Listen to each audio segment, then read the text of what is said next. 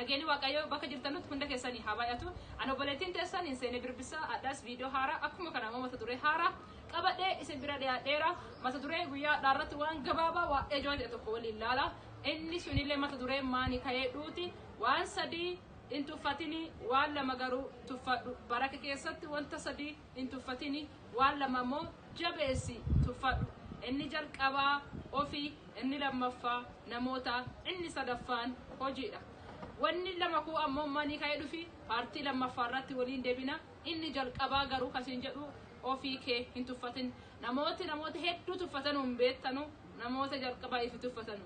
Nami yeroo hedduu eenyummaa gara namaatti ibsan kasiniif fakkaatu nama biraa odon ta'ini ifi ibsa. Ilaalcha nama tokko qabu, ilaalcha nama sanii qabu, ilaalcha sirriitii fi eenyummaa nama sanii sirrii odon ta'ini eenyummaa ifi qabu sirrii ibsa jira. Nami tokko gaafa nama tuffatu hin beekte nami sun ifi jalqaba waan tuffatu.